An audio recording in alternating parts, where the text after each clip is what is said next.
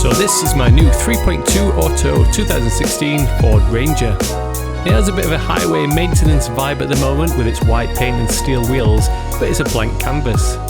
Because I have all kinds of plans for it, I didn't really mind what it looked like, as long as the mileage was okay and the chassis condition was decent.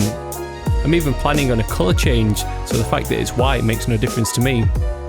I was initially looking at the 2015 pre-facelift Rangers, because they're the ones that fall into the cheaper price bracket, but this 2016 facelift model came up at around the same price, so that was a bonus to get the updated interior.